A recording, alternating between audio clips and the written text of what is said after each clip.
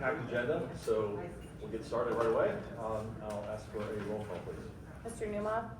Here. Ms. Kalinowski. Here. Mr. Bush. Here. Vice President Darrow. Here. President McClellan. Here. Please stand for the pledge. Pledge allegiance To the flag of the United States of America and to the republic for which it stands, one nation, under God, indivisible, with liberty and justice for all.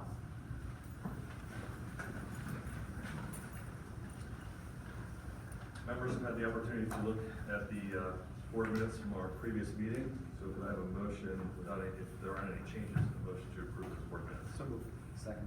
Darrow, second by Mr. Bush. Roll call, please. Vice President Darrow. Yes. Mr. Bush. Yes. Ms. Kalinowski. Yes. Mr. Newmoff. Yes. President McClellan. Yes. Now to tonight's agenda. Any additions or corrections to tonight's agenda? None, thank you. With none, I'll ask for a motion to approve tonight's agenda. So moved. Second. Mr. Newmoff, Mrs. Kalinowski. Roll call, please. Mr. Newmoff. Yes. Ms. Kalinowski. Yes. Mr. Bush. Yes. Vice President Darrow. Yes. President McClellan. Yes. Communications to the board, Mr. Sawyers. Thank you, President McClellan. Board of Education members, I'd like to begin this evening with really honoring you. So we have a lot of recognition tonight. So we're going to start January. January is the annual board recognition month to honor all of the Board of Education members that are elected throughout the state of Ohio. By the Ohio School Boards Association, they have granted you with certificates that I've presented to you in your folders. Instead of making you stand up, come out for your photo op, we'll do a photo op at the end if you so choose. But on behalf of the 5,052 kids that attend our schools every single day, the plus or minus 650 adults, and the nearly 11,000 parents within our school districts, I want to thank you for, quite honestly, your voluntary service. The monetary remuneration that you receive, that you typically donate back to the school district to benefit kids, is really greatly appreciated. Being a board member is not what everyone believes it to be. You eat bonbons every day and do a whole bunch of nothing is what some people might perceive, but I will tell you behind the scenes, I know what you have to do because I interact with you. And the work that you receive, the homework is just like kids get homework, board members get homework. To prepare for meetings, all the materials that you have to read, the understanding that you have to build, because typically, not all of you are typically educators. Yes, you're very well educated, but you're not educators by trade. And that business background that you have looks different within a place called school. So on behalf of our entire school district, we want to thank you for your public service to our kids, to our families, to our communities, and to our staff. You're an important part of governance that many people just truly don't understand every day, but I value you, Ms. Jenkins and other members of the administrative team value you, as do all the other kids and staff members with whom you do not interact on a daily basis, but we just want to say thank you.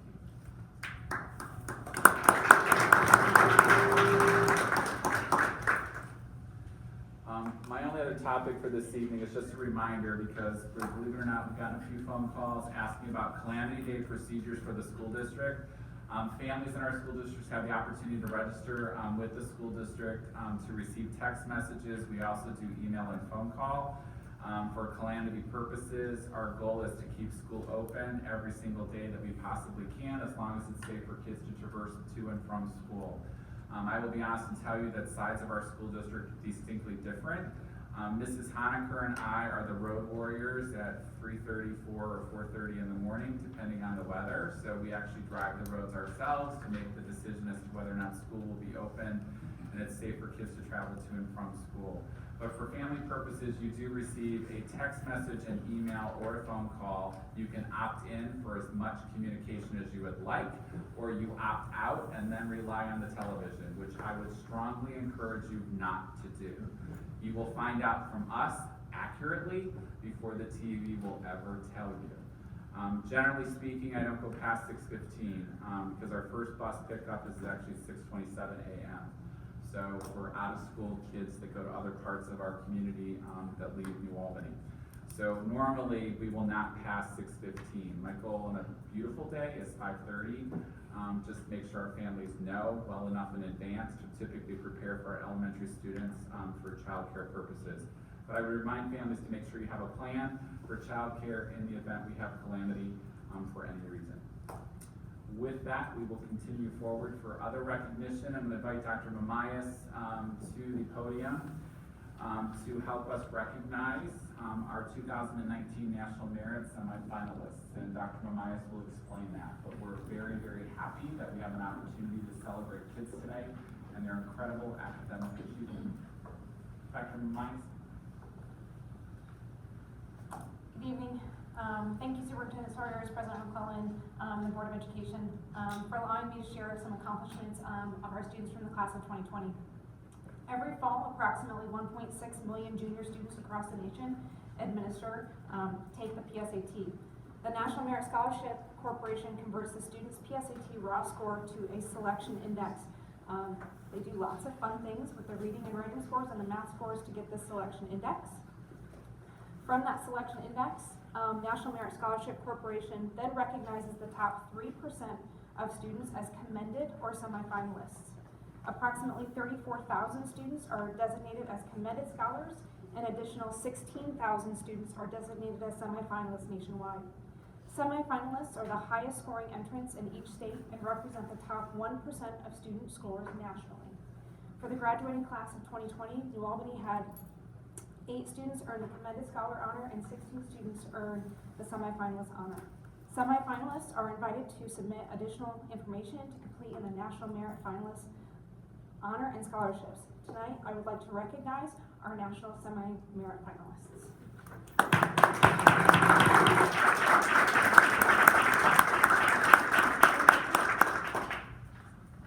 I have Raisha Asan, Brittany Arajo, Ishan Chansakar, Ajay Ganesh, Elena Haustu, Alexander Jacoby, Eric G., Janine Lee, Kimberly Shi, Colin Wang, Ellie Zhang, and Michael Zusman.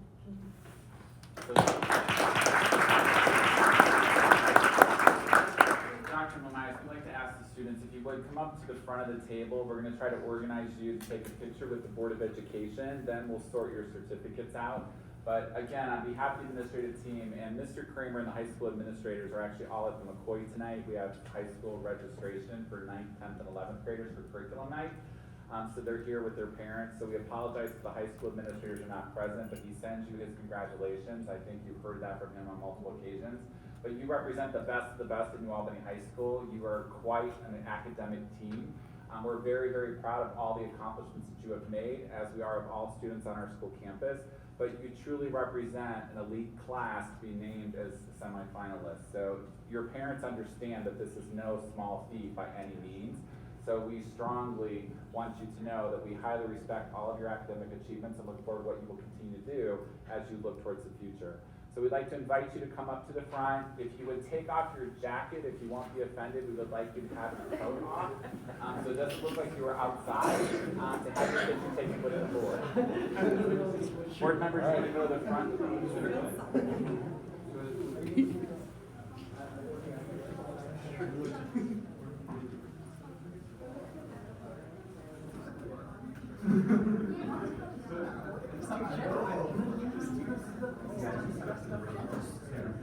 Come on, Deb, you organize it. Yeah. Come on, let's go. All people in the back. So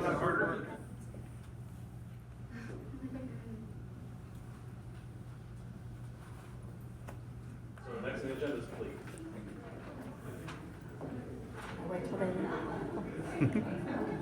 Thanks for having me. I am Veronica Strejewski, third grade teacher at the primary school, and I just wanted to present some staff highlights. You have them in front of you. I'm not going to read all of them to you. You all know how to read. Laura Jenny and Karen Moreland, senior team leaders and senior project coordinators, were featured in January's edition of Healthy New Albany in the article NAHS Senior Team Creates Next Generation of Leaders. This article about the NAHS Senior Seminar Project discussed the history of the senior project, stretching back to 1993-1994 school year, and discussed some of the award-winning projects from the 2019-2018 school year. Also featured were a discussion how the senior team works, collaboratively to design and review the senior seminar curriculum, and to provide extra activities for special senior year, and support all the students in their work to graduate. The Senior Seminar Program is a capstone experience and is a hallmark of NAHS education. For the third year in a row, Kim Hurst, Kelly Dildine, and all the 6th to 8th grade choir members caroled in the neighborhoods while collecting canned goods for the New Albany Food Pantry. It was very successful with over 100 choir students in grades 6 through 8 participating, parents, members of the high school Latchkey Club, and help from the middle school student council. In all, the event raised 345 pounds of canned goods and $50 in donations. This was an amazing opportunity for students to share their time and talents with the community. Our contribution helped us support many of our deserving neighbors and change lives for the better. Sandy Reed, who has been attending the Visions into Practice, a dive into Ohio's standards and model curriculum for science workshops. The 2 days that she attended focused on components of science standards and model curriculum, including the newly developed Nature of Science section. A third day will take place in May and will focus on implementation through transitioning to the 2018 standards, curriculum planning, identifying quality instructional materials, and much more. New Albany's Rose Run Project, a Nat Geo inquiry student-led project which took place last school year with the 6th graders, will be used as a model for teachers and students across the state. In regards to the type of inquiry learning ODE would like to see more of in Ohio schools. Mandy McNamara and Sandy are also partnering with former students and an educator at COSI, Lindy Newman, from the 2011 class, as she journeys to the Pacific Ocean as a part of a team of researchers collecting rock core samples from the bottom of the ocean. They are working on collecting new samples to help better understand Earth's climate change history and tectonic plate history. Students in Ms. McNamara's 6th grade science class will be connected via technology at the Easton eLab with NA alum Lindy Newman from 2011 also to learn more about the research being conducted aboard the JODS Resolution. Staff and students are excited to see one of our own as she pursues her dream as being part of a scientific research team. This year, 17 high school students had their work juried in the prestigious Scholastic Art Competition. In total, they received 16 honorable mention awards, 3 Silver Key Awards, and 3 Gold Key Awards. This competition provides real-world experience and professional feedback to students. And finally, for my building, Chrissy Pratt's 3rd grade class won a Twitter photo contest during Computer Science Education Week. Classes all over Ohio participated in Computer Science Education Week activities that were sponsored by Tech Corps in Highland. Mrs. Pratt's 3rd graders were one of the 3 winners. The class received 5 MBOTs, which will be used in the spring during a robotics module she teaches, a Kano make-your-own tablet kit, 5 books about girls in computer science, and a $250 gift card for EEA education. You can visit Ms. Pratt's Twitter page at Teacher K. Pratt to see the materials that they won.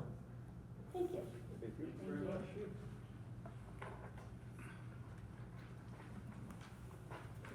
Next on the agenda tonight are discussion items, and the first thing on the agenda is board liaison reports. Anything to report?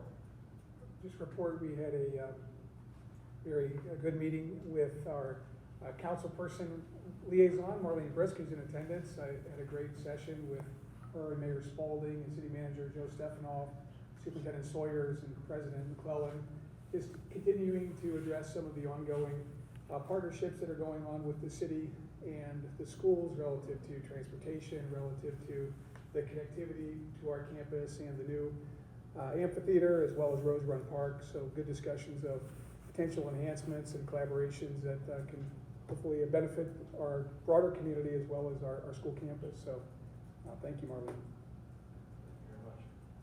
Any others?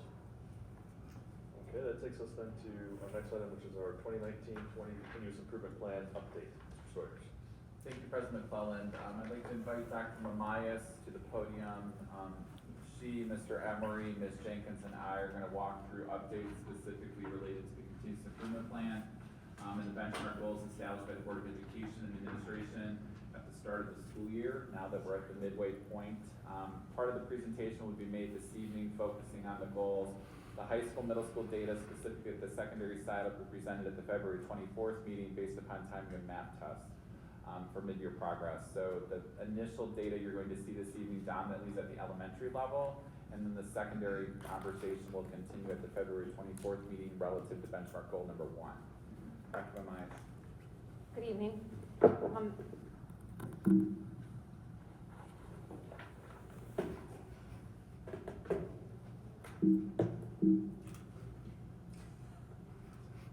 Maybe, there you go. Technology, right? I'm going to try and go through each of the goals. Not that we need a reminder, but reminder, benchmark 1 is increase the district performance index rank as compared to all Ohio school districts on a local report card from number 17 to number 16. When we look at map data, map is given to grades 2 through 8 and Algebra 1 and Geometry at the high school. Through a correlation study, NWE MAP can make a projection to OST scores from winter map scores. One thing to remember about the projections that MAP makes, it is a multiple choice test. MAP is strictly multiple choice where Ohio State tests have enhanced technology questions and includes writing for ELA. This is one of many pieces of data that we use to help identify areas of strength and area of improvement. But as you can see, it breaks it down each of the buildings. We have scores for intermediate, middle, and primary here. And you can look at the percentage of students that are projected advanced, accelerated, proficient, basic, and limited. For third grade, the students that took the fall OST in October and take the reading map in December. At this time, 318 of 335 students have met the reading promotion score and scored proficient on the OST. They met the reading promotion score, they scored proficient on the OST, or met an alternative measure for promotion. So when we look at the primary, we're really looking at our third graders because those are the tested students in the primary building. In the intermediate, the projected proficiency for ELA increased for 4th and 5th grade, but decreased for 6th. Intermediate staff have used MAP scores, OST projections to identify areas of strengths and areas of focus. Piloting the reading units of study that Mr. Emery has shared with you to kind of help look at different areas within the ELA for support. At the middle school, compared to winter 2019, there's a decrease in the number of students projected limited and an increase in the number of students projected accelerated. Students that have been identified as needing additional help were placed into an additional ELA support class during the fall and for second semester. 65% of the middle school students placed in that ELA intervention this past fall have met or exceeded growth projections from fall to winter.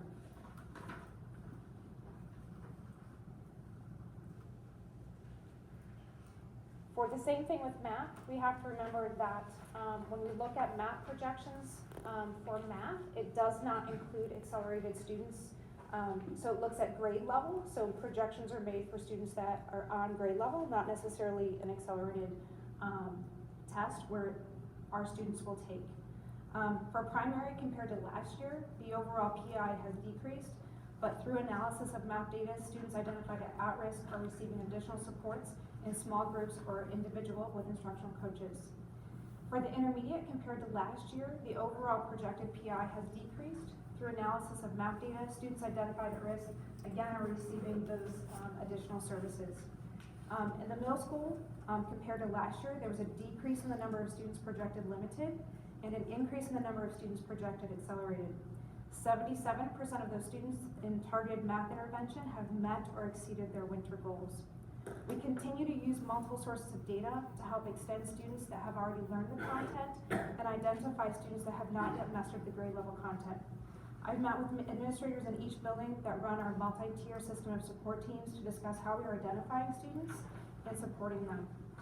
This past year, we added additional educational assistants that work with students that may need an additional nudge of support to allow the classroom and reading teachers to focus on our most struggling learners. The team continues to explore additional ways to help provide additional supports and different types of supports to all students.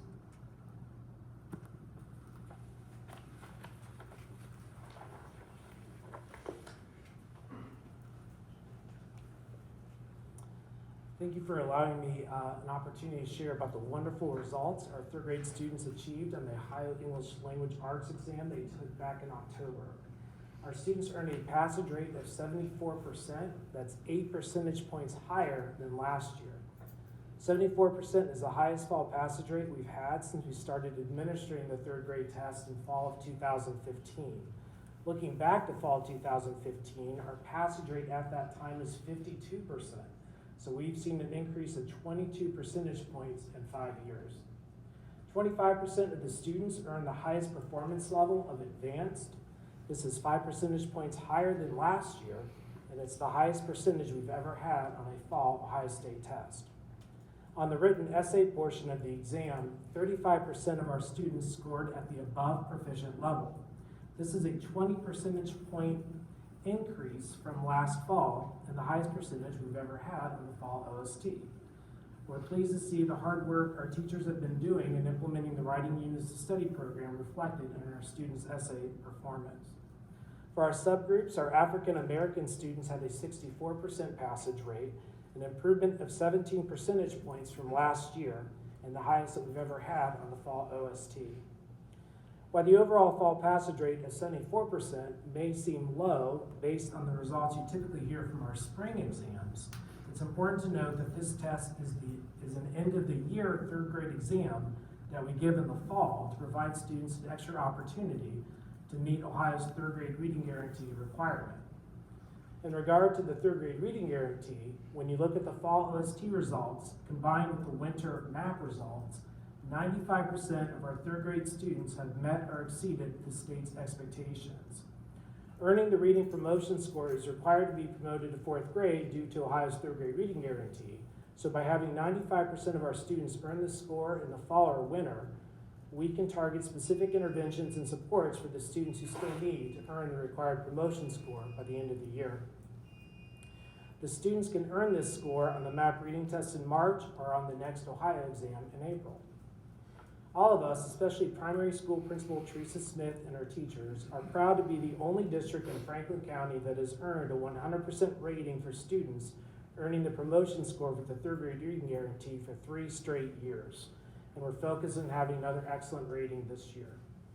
The Ohio Department of Education provided our district with the parent reports last week, so all of our third grade parents received their child's results just this past Friday. So thank you for allowing me a few minutes to share the outstanding work for our staff in grades preschool through 3 on the third grade ELA test. Dr. Momais?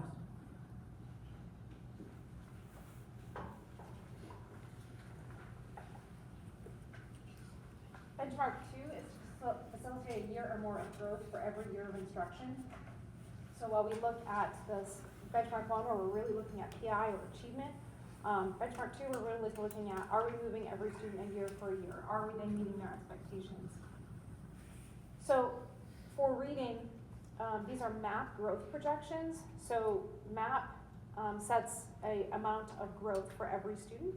And it looks from fall to winter. So the top graph is based on the fall scores, how are students doing in the winter. So that fall to winter growth. And then the bottom is actually a year for a year. So comparing winter 2019 to winter 2020 scores. So as you can see, the diamond is the projected growth. Again, it's the middle of the diamond that is the projected growth within RIT. The blue bar is what our actual observed growth is. So when you look at fall to winter, while there are a couple that did not meet their projected, when we look at winter to winter and we look at that overall growth from a year for a full year, we are meeting those expectations for students for ELA. Same thing for math. I looked at both, again, the diamond is our projected growth. The blue bars are our actual observed growth. Again, the middle of the diamond is the projected. And as you can see, for all grade levels, we either met or exceeded those growth from fall to winter and from winter to winter. So we're sustaining that growth from year to year.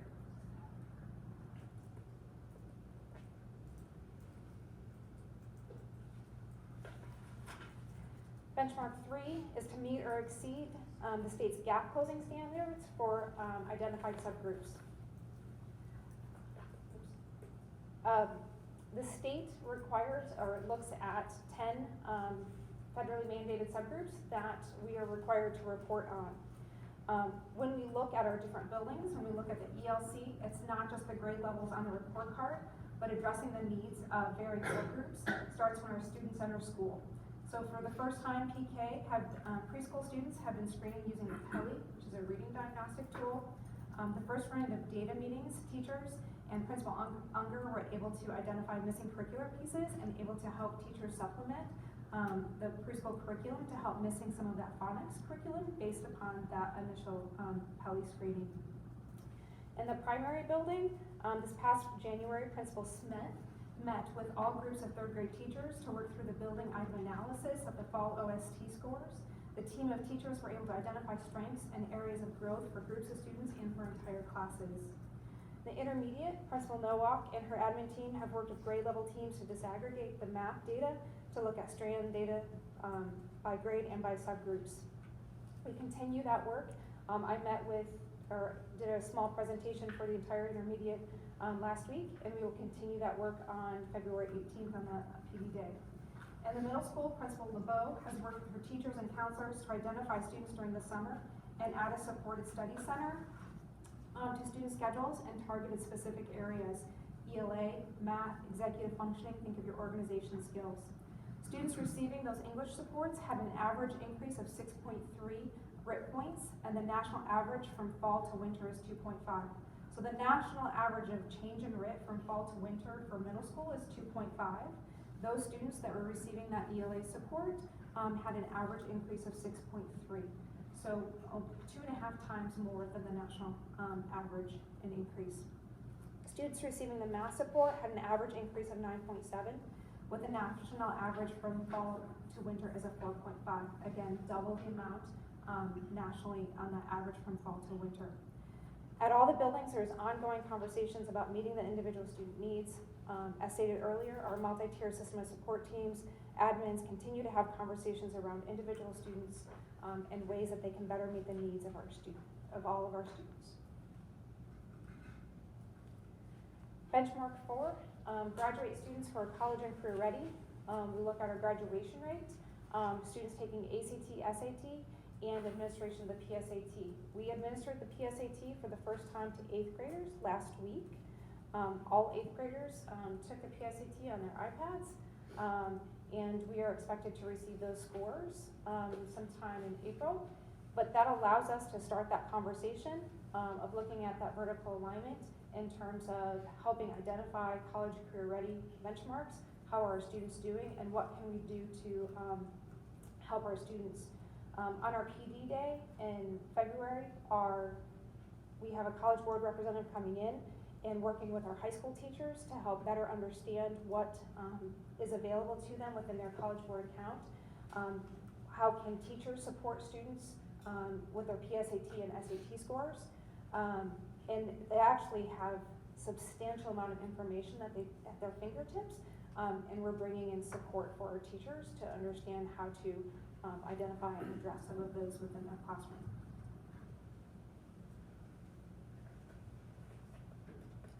Benchmark 5. Am I doing this? You can or I can. Enhance school culture and social emotional well-being. We've done the Hanover Substance Usage Survey.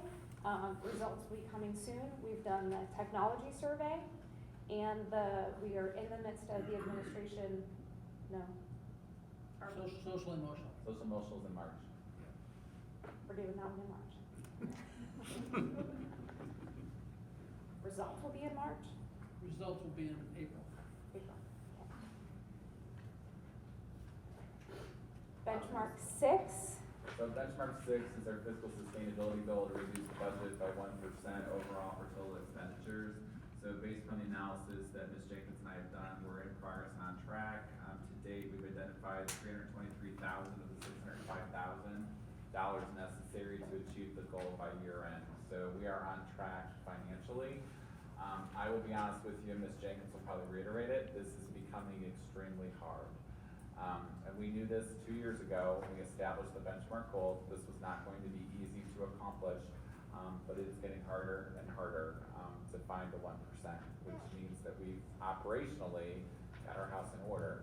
And this is dominantly coming from staff turnover for replacement for position, but we are still looking for other opportunities. We're still confident we'll get to the 605,000, but for the record telling you, this has not been easy. This has been the hardest year yet. Eric? Yes. 1.5% next year then. Yeah, it's like 0.5%. I heard the half. Did you? Benchmark 7 is our ensure community engagement and safe source satisfaction. So part of our goal was to increase parent and staff surveys to measure level of satisfaction, as well as to implement 3 specific strategies this school year to increase awareness and engagement of senior citizens, adults without children, and Plain Township residents based upon our community survey last spring that we did with Saperstein. So again, we're in progress and on track. We did increase and do a direct mail for State of the Schools for the presentation and have since distributed it differently for follow-up purposes. We have coffees and conversations scheduled throughout the community to try to engage our partners. We did host a holiday celebration for grandparents, seniors, and community members to celebrate the incredible talents of our kids, but at the same time educate them about our school district at large. We did have an opportunity to actually put an infographic into the Chamber of Commerce visitor and community engagement process. So fortunately, our communications team, we have an extraordinary communications team that worked with the Chamber to actually do that. It was published in the Chamber magazine that went out everywhere, both in print and electronic copy. And then we do have a staff climate survey that we're still working on. It'll be finalized for distribution to staff members, but we do that annually in May. To get the data back to understand what we're doing well and how we can continue to improve within our staff culture. So that too will happen before the end of the school year, but we are on track for forward progress. Are there any questions for Dr. Mamias or myself or Ms. Jenkins relative to, or Mr. Emery, benchmarks number 1 through 7 related to the CIP mid-year? Overall, I would just tell you we're on track. We're making forward progress. There's opportunities in a couple areas that have been identified that we need to pay some attention to based upon mid-year data and specifically meeting the academic needs of kids. But overall, we're very pleased with the mid-year progress results. It's always wonderful when you see mid-year data and the projections showing a decrease in the limited score that students have specifically in reading and mathematics and an increase in the accelerated and advanced levels. That definitely shows that we stretch our kids and give them the full continuum of learning. There are pockets of opportunities in specific subgroups that we've identified that we have to pay attention to between now and spring administration. So I will remind you, this is mid-year data based upon projections for end-of-year achievement. So we are pleased with the results. There were learning opportunities. We're understanding that data to unpack it and talk about what we're doing academically to meet the needs of kids between now and the end of the school year, and how their plans will change. So for some kids, what we've been doing is working. There's definite forward progress that illustrates that based upon the data that we receive, both formatively and summatively through their teachers and assessments, but there's also some data that illustrates that more of the same isn't going to produce the end result that we want. So therefore, we need a mid-year correction and a different type of support to help that student demonstrate his or her success.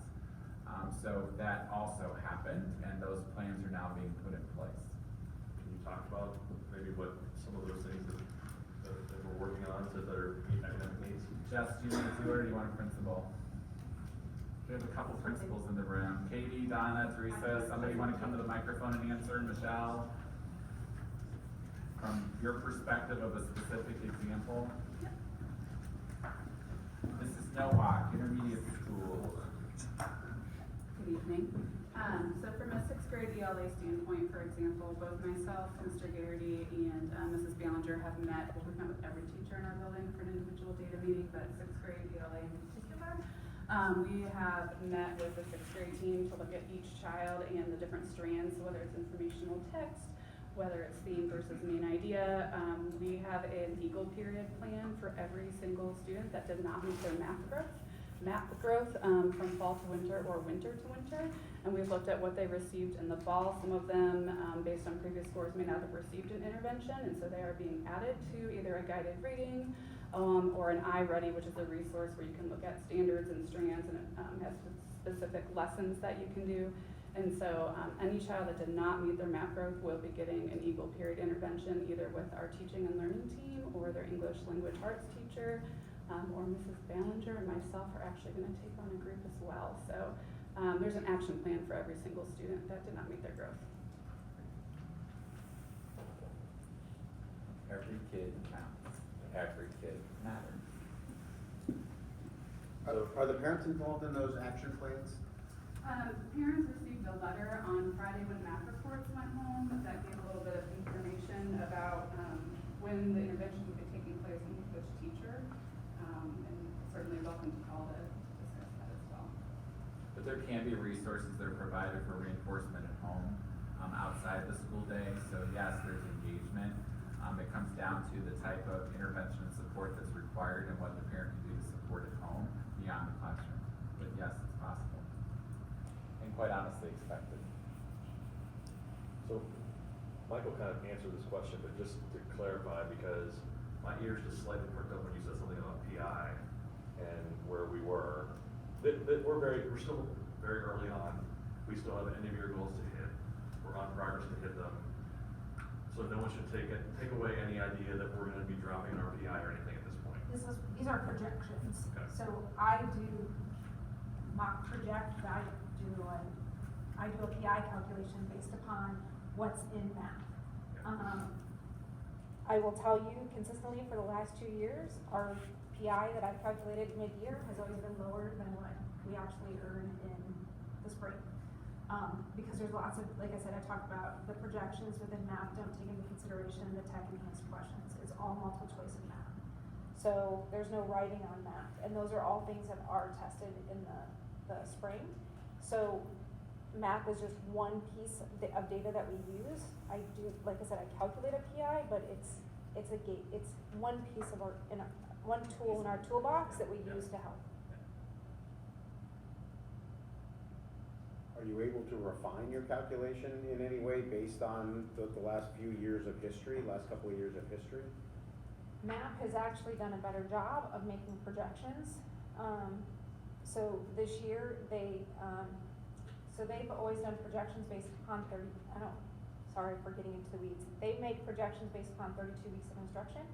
And so I can now adjust the number of weeks of, prior to the test in order to get a more accurate projection. So I'm not able to tweak it, but MAP on their side has done a better job of looking at that correlation and looking at the weeks of instruction. Did you mention, I thought I heard you mention that after we get the PSAT scores, we're trying to address gaps in the classroom?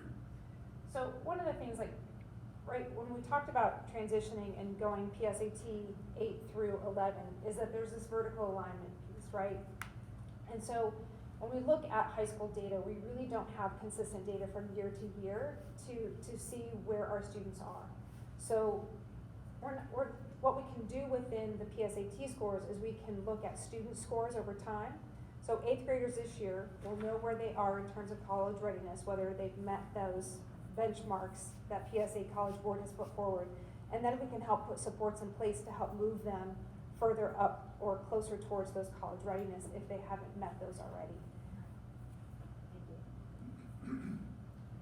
MAP. Yeah. That's the standard. Is there anything else?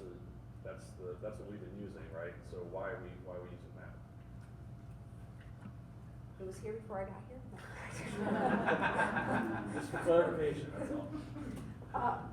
It is a computer adaptive assessment. It actually is a really good assessment in terms of taking a student where they are and then moving, like, so a student answers a question, it answers it right, and let's say it's a risk score of 200.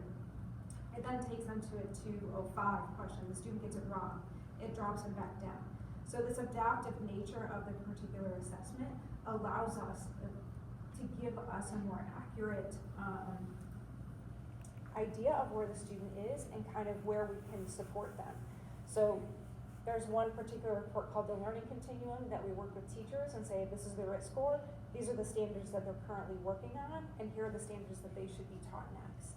So it's one of those pieces that the reporting side for MAP is extremely robust for teachers. So for parents who are listening, just, that helps them understand what it is. Sorry to say, but you opened the door to the question, so, just because it was here when you got here, do you think there's a better tool? I actually like MAP.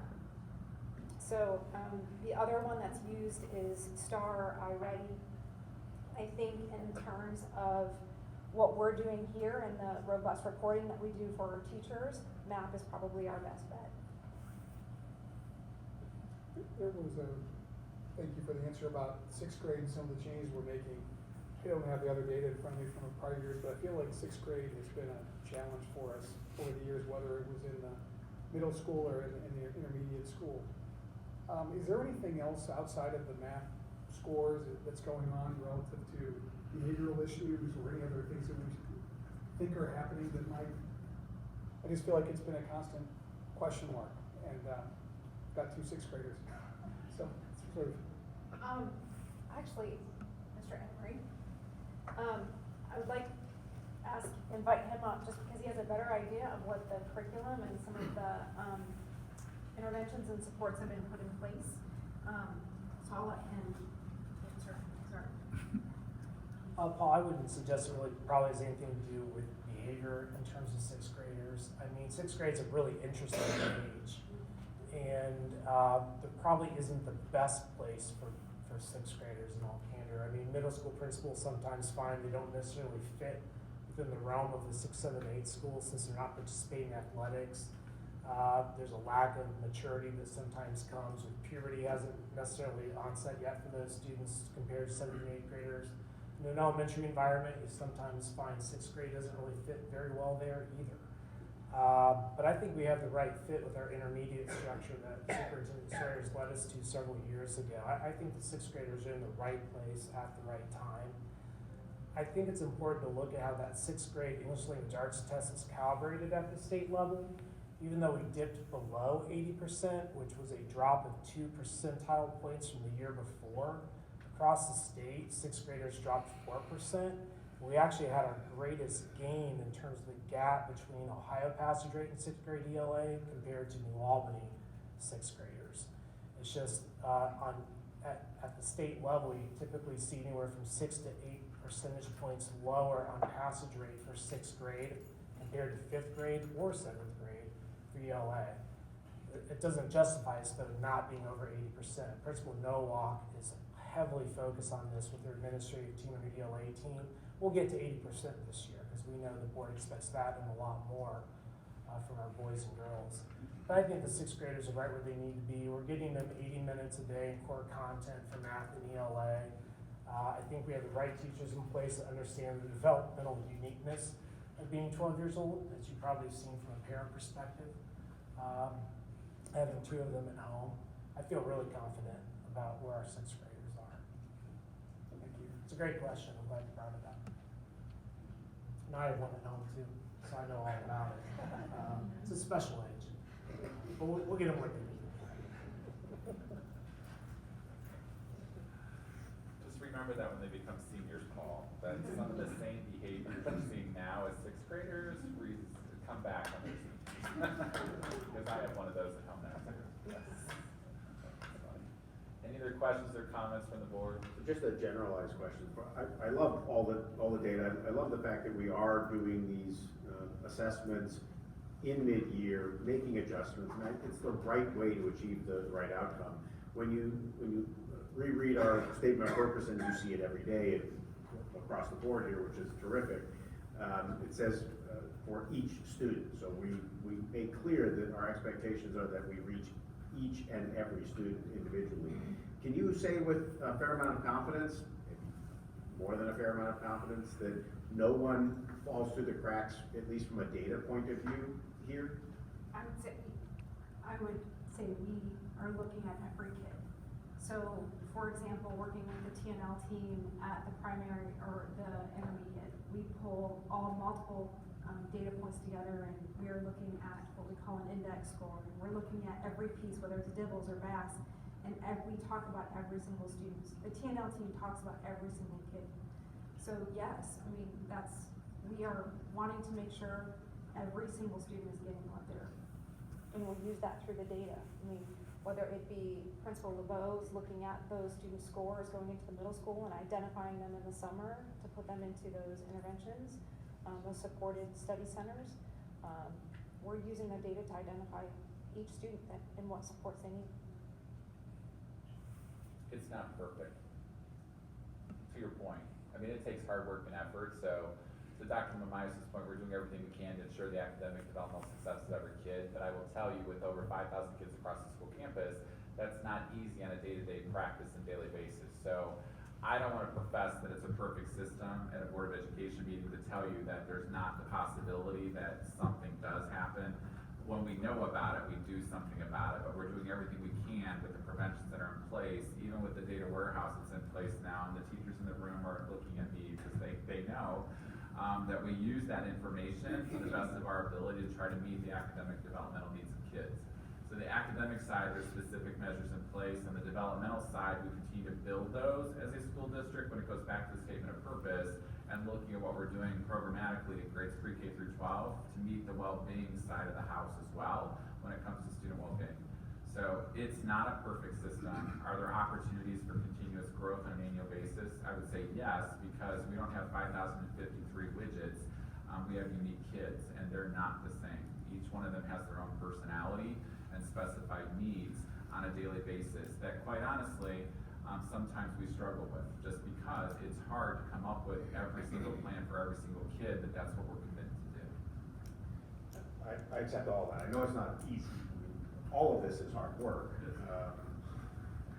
The question really is, with the assessments, every child in the district, every student in the district participates in the assessments, right? We have the data on every single child, every single student. And depending on which classroom it's in which building, there is some effort, some sort of plan when kids are falling below where they need to be to address that issue. Right, and developmentally, the academic supports are gonna look different across the school district, Sure. to your point. There's much more concerted effort one-on-one in a small group environment from preschool through really grade 3, with ELC and primary, to Mr. Emery's point, because of the third grade reading guarantee and what's at stake for fourth grade promotion, and the types of individualized supports that have to be provided either individually or in small group. Once you hit intermediate school, those look a little bit differently. Middle school look different based upon equal period before school, after school tutoring, small group, large group teacher, based upon the developmental need of that kid. So yes, but it does look different from an academic support standpoint. But there are supports available systemically across the school district. To Mrs. Nowak's point, that she made about identifying a few kids. There are some kids that you might have been a bubble kid in a previous grade because you were on the verge, but now that you're in the next grade level, so in 5th grade, you didn't need academic interventions or supports based upon the content knowledge was necessary for you to know and be able to demonstrate. But now in 6th grade, the standards have changed, the expectations are different, and you might be a kid that now has to receive some type of support. And there's nothing wrong with that, it's just the difference developmentally. You're now in 6th grade and there's different expectations. And those kids get identified. That's when we go back to the parents, because in some cases, that honestly could be, it's the first time you're involved in that type of a conversation, because the content progressively changes as you go through the courses. And clearly at the high school, Algebra 1 is not the same as Calculus BC. Those learning standards are dramatically different based upon the content knowledge that's in those courses. So that differentiation is the requirement, and that's why we have classroom teachers that are charged with meeting those academic needs. And there's 2 sitting right here that can tell you the 25 plus or minus, depending on which grade level you're in, because some are 23, some are 25, some are 27, they're not the same. They're not. Even in the clusters, they're not the same. So they do their best to look at the individualized academic needs of kids and create an individualized plan outside of the scope of anything related to students with special needs to meet the academic needs of those kids, because they want the demonstrated success on a daily basis. It's hard, but it's good, because at the end of the day, it helps kids.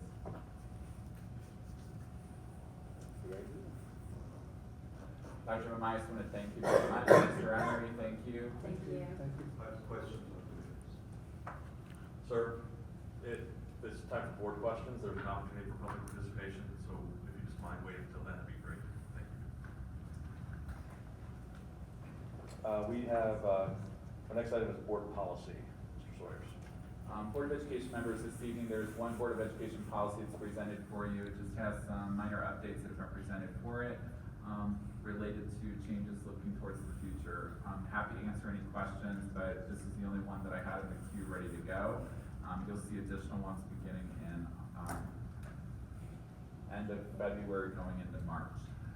Ms. Jenkins and I have been doing a lot related to negotiations prep, so my policy work has kind of been put on the sidelines, to be honest with you. So I'm trying to work on negotiations prep based upon timetable. Any questions? Okay. So we do have an opportunity for public participation. So we do have one person, Mr. Bloom.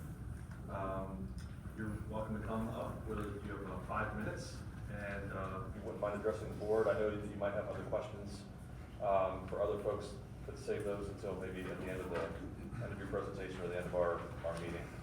You have 5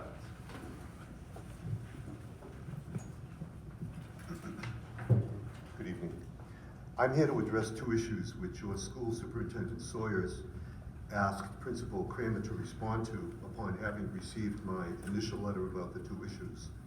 I must qualify the statement by emphatically insisting that it is not intended as an attack on Islam, but rather an attack upon the bias and methodology of the school's allowance for appeasement, then whitewashing it in order to convince us that there really is proportional balance of representation in teaching about the 3 monotheistic religions, which there is not, as well as not recognizing the gravity of allowing the expounding to our children in a one-sided monologue what Muslims believe are the virtues of Islam, and not allowing equal time for Christian or Jewish speakers.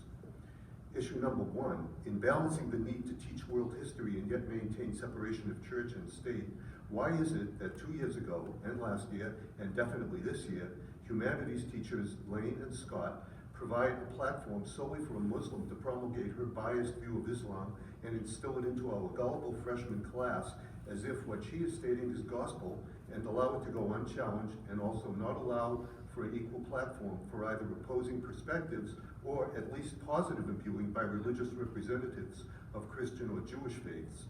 In seeking truth and clarification, in fact, opening an opportunity for the Muslim speaker to support her having stated that, quote, Islam is the religion of peace, unquote, my son asked the following questions.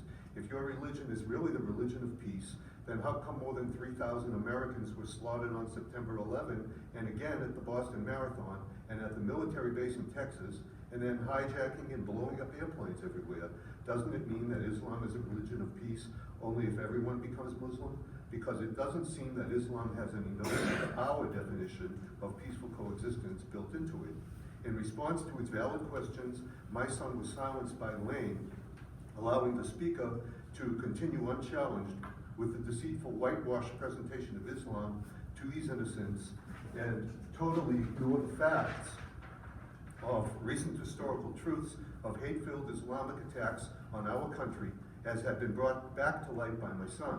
So when I received Mr. Kramer's letter stating, quote, no one monotheistic religion is given more time or attention than another, unquote, it is a completely false statement, and I pointed this out to both Mr. Kramer and to Mr. Sawyers, but received no reply, which is typical of both of them when I wrote to them previously addressing other issues distasteful to them.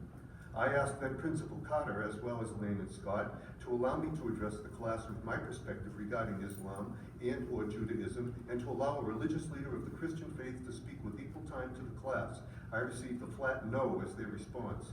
If there is no such equality of representation of Christianity Christianity and Judaism, then it is tantamount to appeasement of Islam and bias, and worse, to imbuing lies into our children's minds by means of omission.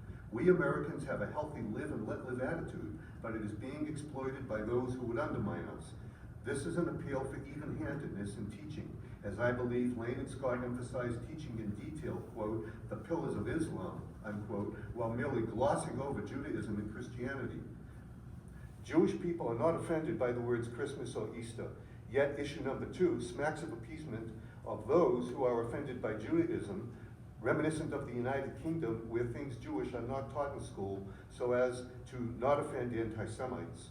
Specifically for years, this school has been using an approach of disguising the Jewish holy days of Rosh Hashanah and Yom Kippur, calling them instead, quote, teacher and service days, unquote, which is an offensive, divisive deceit, neutral terminology, not offensive to anti-Semites, but a euphemism offensive to Jewish people because of the inherent meaning of the disguise, albeit with some secondary purpose cleverly incorporated into those days off.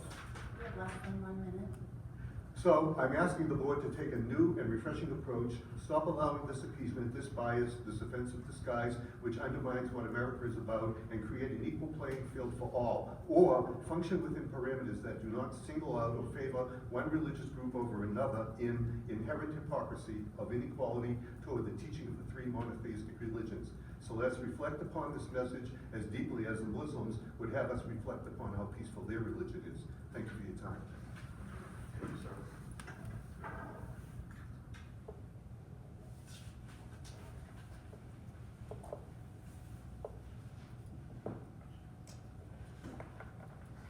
That brings us to treasurer's items. So I would need a motion, please, on treasurer's items A and B. So moved. Second. Mr. Darrow and Mr. Bush. Ms. Jenkins. Monthly financials, for the month, we are $8,600 within our projection for revenue, and we are under expenditures at about $421,000. The majority of that in other expenses, which I attribute to timing, so $230,000 of that.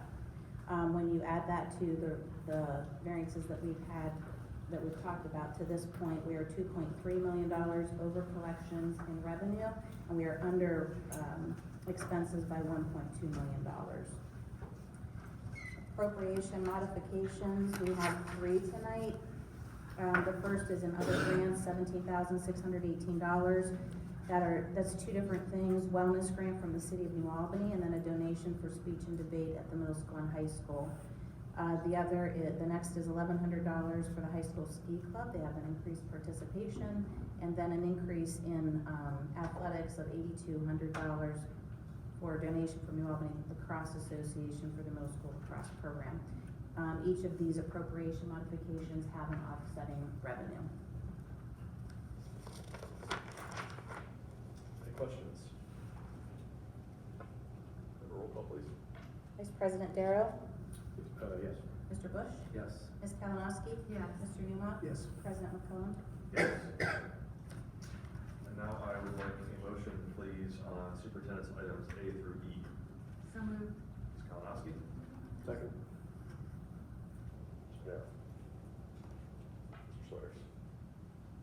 Thank you, President McClellan. Board of Education members, letter A this evening for personnel includes standard employee action items that based upon the year occur, including spring supplementals, the spring coaches that have been named that we currently know about appear on tonight's agenda for action. Knowing that the spring season will begin in March, believe it or not, it's just around the corner. That will happen. Also, we have a few resignations that we've started to receive, some during mid-school year based upon changes of life circumstance, but we're also beginning to receive notification for people based upon also changes in life circumstance that won't be returning for the 2020-2021 school year. So that first resignation of Mrs. Brown appears this evening, and we are not happy that she is leaving, but her husband has been transferred and she will be missed. She's a phenomenal science teacher at the high school. But we understand that her life also happens, and her husband's being moved out of state. Letter B this evening includes general business items. There's a couple that I specifically want to go through based upon discussions previously with the Board of Education. So we have adoption for early graduation for 4 students. It's always a celebration. Those students have made a choice to leave us mid-semester to pursue higher educational opportunities that have been presented to them and will constitute as early graduates. They fulfill and are certified to graduate from New Albany High School. They will still have the opportunity to come back to participate in commencement at the end of the school year if they so choose, but they technically are designated graduates of the class of 2020 based upon the certification. Number 2 this evening, we have a technology plan that has been publicly presented to you at multiple Board of Education meetings to keep you up to date on what we're doing as we continue to implement our solutions for technology, infrastructure, replacement, improvement, and devices. Tonight, we actually approved the technology and equipment looking towards 2020, 2021. This money's accounted for within our budgetary resources and have negotiated with Apple for next year's purchase, specifically for the iPads and MacBooks, MacBook Airs et al. That are listed in the quotes, as well as the cases specifically from AGI Repair. Number 3 this evening does have a recommendation. So we had left the last Board of Education meeting talking about the playground refurbishment for replacement of equipment. So based upon the work since our last Board of Education meeting and in the individual conversations I've had with you and the emails I've done to update the board, tonight's recommendation is solely for the playground replacement equipment. It does not include any center community outdoor learning space enhancements. This is specifically for the 2 major sections of playground refurbishment at the intermediate/middle school as well as at the primary school. So the 2 sections that were $19.99 equipment are the 2 sections I'm recommending for replacement this evening. We will continue to have conversations internally as an administrative team as well as with our recent conversations with the city to determine what other opportunities might exist relative to the center community space that would benefit everyone at large for the outdoor learning spaces plus our community sections that may come back for continued conversation in February. But for tonight's purposes, I'm solely recommending that the playground equipment specifically be replaced. That will include the refurbishment of the basketball courts, the refurbishment of the side, drainage work specifically in the green spaces to account for that, increase in the number of swings for availability, and then the actual equipment in the 1999 sections, as well as the repairs in the 2008 and 2014 sections to bring everything back up to code. So that's that section. I did bring the latest renderings that came back with the change in color. So at our Board of Education presentation, you saw lime green and orange dominantly. Those were called the bright, fun colors. This is the calm collection, is what I've been told. But they mirror, they're still aesthetically pleasing. Lots of blue, lots of red, lots of green. But technically, these are called the calm colors, is what they're labeled on all of the prototypes, which I kind of find interesting. But those are the new renderings. We did increase swing space for kids, which is probably the number 1 ask. We've increased climbing spaces for kids, which is the number 2 ask. We are addressing the mud pit right now, because if you were out there today, based upon our weather over the weekend, the grass is pretty much deteriorated, so we have lots of mud today playing soccer. So we will address that with some drainage work and some tile work that's going to specifically happen to improve that space. But again, this is only the playground spaces. And I'll remind the board, and I brought it just in case you don't remember, but we've identified $385,000 of the existing resources based upon our prior conversations through the intermediate school bond fund interest balance, the Eagles Nest rental charges that we charge both for the before and after school program during the school year as well as the summer camp, and then the contribution currently that's been approved by the feds for IDAB to help support the tile installation to make our playground more inclusive for all students, including students with special needs. So we're forecasting with contingency, it's a $1.1 million playground replacement. We have $385,000 line item, and then it's approximately $692,000 that remains. But the total project is what's on the board agenda tonight for approval for those 2 sections, plus the adjacent work in the basketball sections for $1.1 million. Number 4 is field trips. Number 5, satellite program unit agreement. So I want to talk about this for a second because 5 and 6 come together. You are aware that we have been actively working for the course of the last really 18 months with Eastland Fairfield Career and Technical Education Center to bring a satellite program for cybersecurity to New Albany High School. These are the formalized agreements that permit our Board of Education and the Eastland Board of Education to reach an agreement on how to operate those programs because we will fall under the umbrella of Eastland Fairfield. So it is a career technical education program. It is housed on our school campus. It will be here every single day, but it is technically part of the Eastland Fairfield continuum so that we can benefit from the financial resources that come for career technical education. So that basically means that we get the benefit of CTE paying for the teacher that will be hired to teach this program. So it's not an increase in cost for a general revenue fund, but I have to have an articulation agreement in place from board to board in order to permit that to happen through the Ohio Department of Education. So we have started to actively recruit students to the program. We are confident that hopefully we will be successful in finding up to 25 kids that want that opportunity to take the 2-year program. To learn about cybersecurity and network specialization. But these are the formalized legal documents that allow that to happen so that we can submit them to the Ohio Department of Education for formal recognition to allow Eastland Fairfield to pay for the program. There will be some minor costs to the school district for retrofitting one of the classrooms with a couple things that have to happen for electricity. So we will have some investment, but not the majority. So the equipment that actually will be purchased to go in the program will be paid for by Eastland Fairfield.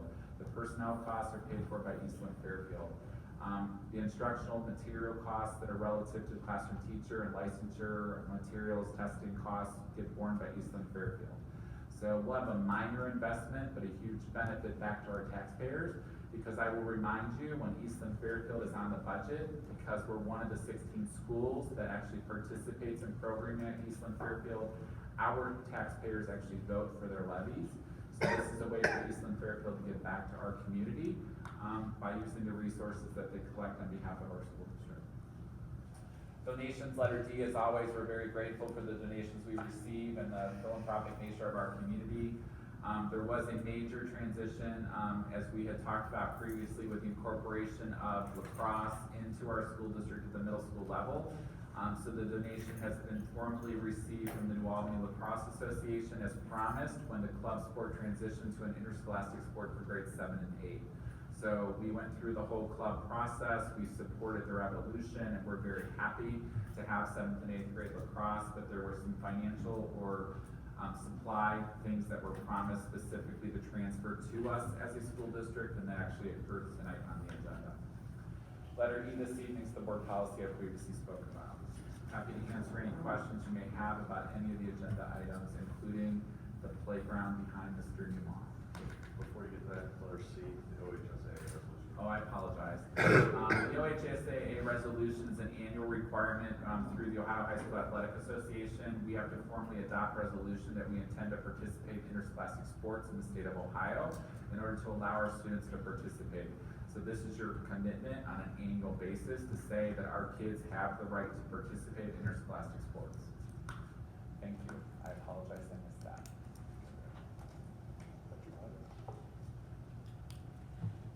Question about the playground in, first of all, I think calm colors look nice. Thank you. Fluorescent green is gone.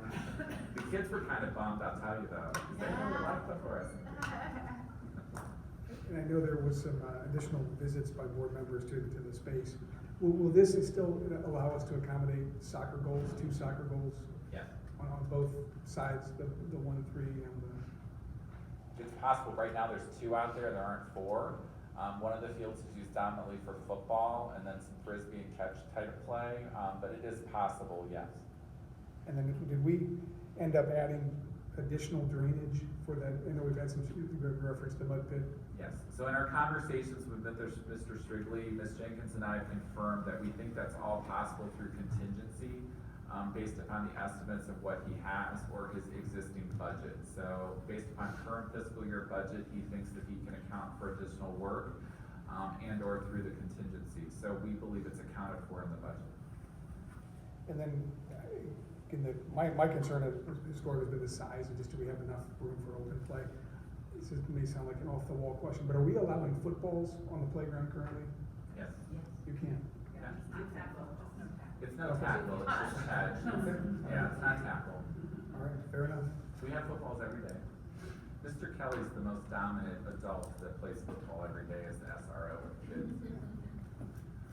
So, and I think Mr. Bush came to visit, and I also think he went to Gehanna, correct? Yeah, saw the equipment at Gehanna is phenomenal, so I think our kids will love it. I also polled my kids and all of their friends, and you're right, they want swings. So, as well as the open play space for sure, so I think making sure that, you know, we can address the drainage issues there will be great, but, yeah. I mean, we've joked a little bit about it here, but aesthetically, as it relates to, this equipment being where it is, outside of our buildings, across the parking lot from the McCoy Center, I mean, it's visually going to blend a lot better, right? We picked neutral, I mean, even the tile, so the rubber tile is actually very neutral in nature, so for those of you that visited the ELC after it was finished, Mrs. Unger's here and she'll tell you every single day it's a whole different experience for our little people on their brand new playground. And what's actually possible now, just because it has the rubber tile, so that was a significant enhancement. I get it's $100,000 expenditure in each playground, but what it does on a daily basis is worth the investment when you look at it in a 20-year term for what it provides. So, but yes, aesthetically, I think it will be well received. We did eliminate the bright green, technically fluorescent green, and the fluorescent orange and yellow. The kids liked it, but now we're more calm colors. So when I emailed Mrs. Kalinowski, she was the first to respond about the calm colors. Love it. They feel more calm already. It's gonna be fun for our kids. And again, I think there's continued opportunity as we work through the next 3 to 4 weeks, to talk to partners about what the potential is for the outdoor learning space, either in the short term or perhaps even a long-term conversation, depending on where that goes overall. So, we're very pleased that we're making progress, but tonight's action is only specific to the playground, to guarantee summer installation. Our playground will be closed for the summer if you say yes tonight. So just for planning purposes, I mean, we're planning that way, but our community will find out that the playground will be closed the entire summer to do this work. That's the only time you can really do it. It's the only time I have. I have 12 weeks. So this is a very short timetable, and it's got to start the day after school ends. And we're hopeful that it will be ready the day before school starts. That's currently the construction schedule, and it's aggressive. So I'm hoping Mother Nature fully cooperates. You've said this before, but just to reiterate, the reason we would need to make a decision tonight is because of the lead time on the actual construction of the project. So the playground equipment vendor under state term pricing, we have to order by February 1st for a May delivery date in June. So right now they're forecasting most of the equipment would come during the first 2 weeks of June, which is kind of right after excavation and demolition would occur. But he's telling me February 1st is my deadline. If I want to guarantee it will be here during the summer, I have to order. Of our 967 for the cost, that's inclusive of the labor. And we've already chosen. Yes, everything was done through state term pricing, so we reserved state term contract pricing on all of the equipment.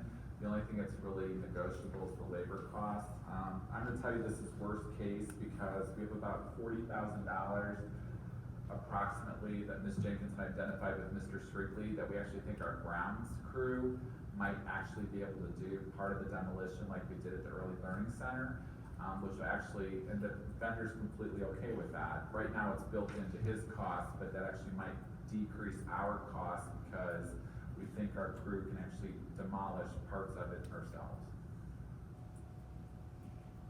So this is worst case. That's why knowing that behind the scenes, to your point about the drainage, that's kind of what we know that's baked in behind the scenes with Mr. Strictly, that if we do the demolition ourselves, I know it's $40,000 approximately it's gonna come off that we guarantee we have for drainage. Because there will be drain work that has to occur. We know that once it's disturbed.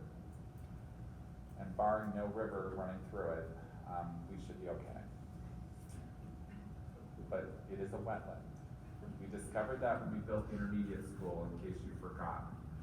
There was a river running through the parking lot. That was not known until the excavation happened. We had issues with the field and the track too. Yes. There was a river under the track as well. I think it's just a spring. It's Powers Creek, okay? It's a creek. I think it's actually a river. It's a lot of water. There was a lot of water that we didn't know was there. Any other questions? I have another question on not on the playground now. The technology equipment, this is the iPad program. So at this point, with the addition of all of these students, where are we at in terms of students, like which classes? Are we pretty much all the way up now through Well, we can next see year sophomore? implementation, so. So with this purchase, it'll be grades 1 through 10. Okay. The ELC has half 10 in each classroom, so not 1 to 1, 2, right? There's technology in every classroom, but this will 1 to 10, and then there's carts available for 11th and 12th graders, because all the Chromebook carts have dominantly been moved to the high school. Okay. So we're almost at that point. I mean, there'll be a little, just, We're getting there. yeah, okay. Every year was another progress, so this keeps us on track. Okay. Mr. Boss has a plan. That we approve. You did approve, and Ms. Jacobs and I talk about it every time we meet with him, because every time he walks through the door, it's part of the plan. Any other questions? Roll call, please. Ms. Kalinowski? Yes. Vice President Darrow? Yes. Mr. Newmaw? Yes. Mr. Bush? Yes. Vice President McClellan? Yes. That brings us to our second opportunity for public participation. And with none, that means I will entertain a motion for adjournment. Second. Mr. Darrow, Mr. Bush, roll call please. Vice President Darrow? Yes. Mr. Bush? Yes. Ms. Kalinowski? Yes. Mr. Newmaw? Yes. President McClellan? Yes, we are adjourned.